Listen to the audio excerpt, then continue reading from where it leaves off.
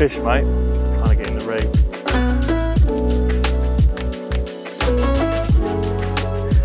It's a good fish. You grab it in there. It's lovely. They do fight hard, these rudd.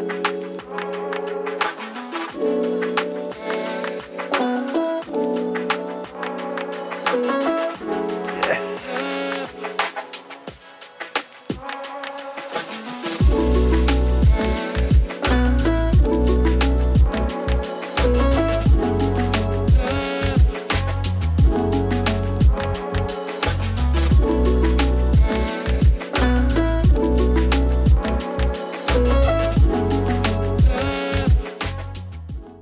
You join us today on the Fenland drains, catching some of these beautiful golden rudd.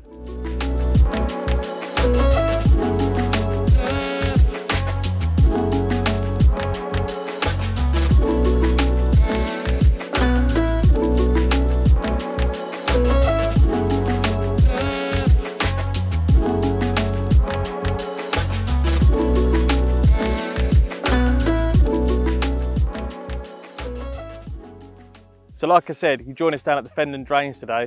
Hundreds of miles of reed-lined drain, silty, shallow, weedy at the moment, but it holds some absolutely cracking fish.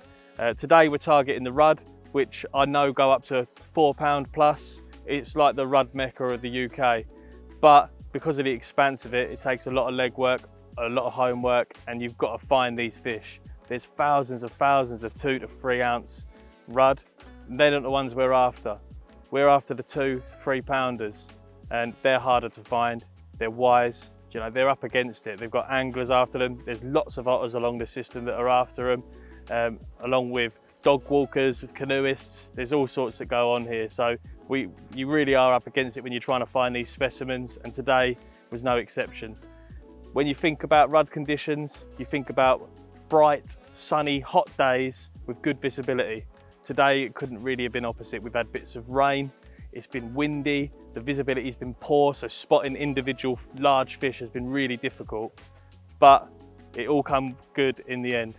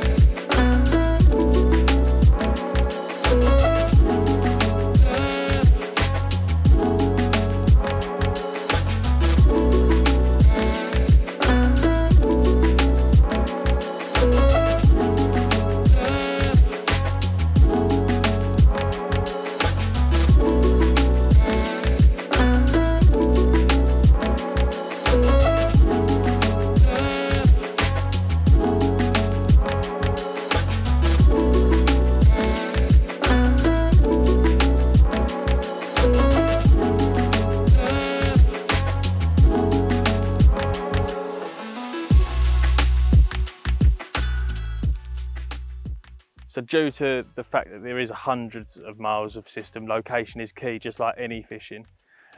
So the way I target them is by using bread. Usually with different conditions, that's a lot easier. But today it was a case of visiting lots of likely looking spots, putting bread in and waiting for a response from the fish. A lot of the time that can be smaller fish just pecking at it, and that's not what we want to see. The bigger fish, the bigger rudd, they'll bow wave towards your bread. They'll make a lot of disturbance when taking it, and it's almost like when a pike hits a lure, that sort of aggression that you will get from these rudd. That being said, sometimes they will be finicky feeders, especially if they know they're being fished for. So it really is trial and error, and walking from swim to swim and putting in them the legwork to find them. Today we've walked miles and miles. We've walked it as far as we can one way and miles the other way just to try and find the fish, and eventually finding signs of bigger fish and being able to fish for them with the surface gear. Because we're walking such distances, it's important to keep down the amount of tackle you want to bring. You don't want to be bringing everything with you because it's just going to tire you out, especially on hot days where it is favourable for the rudd. So with that being said, I've scaled my gear down to the absolute minimum, which I can show you shortly.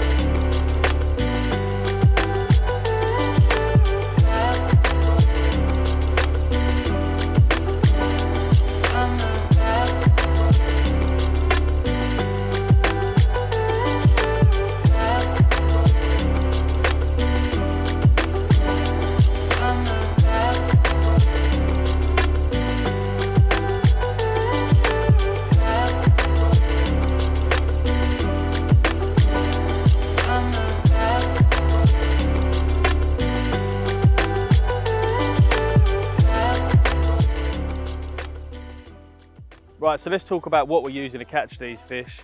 Now, there's a couple of main edges that I'm going to talk about that especially apply to this place. The first one being the Glide 12 to 14 foot rod. Now, I've got the 14 foot section on here, which is completely necessary to get over the reeds and everything that I'm fishing over here on the drains. The next edge I want to talk about is the net handle. So I'm using the 3 meter power net handle.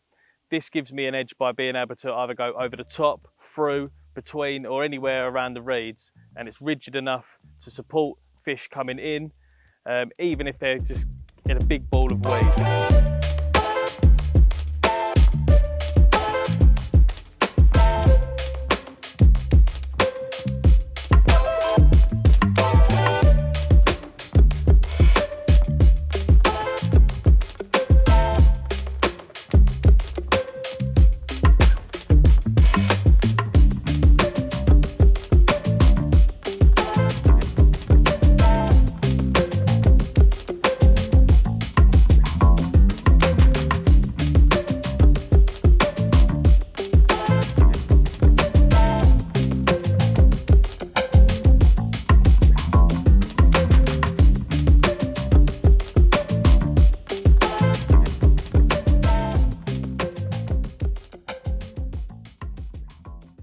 So let's talk about the business end, and it couldn't be much more simple.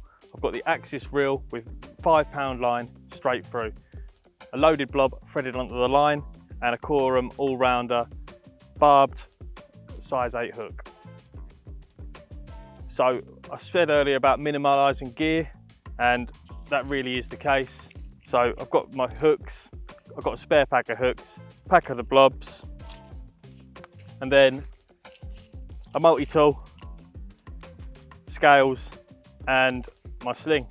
And that all fits inside the Opportunist mat bag, along with bread, water, and anything else I need for the day. I usually have enough gear to put phone, wallet, and bits and pieces in one of the other side pouches, because I don't really want them in my pocket if I'm going to have to go wading to get one of the fish.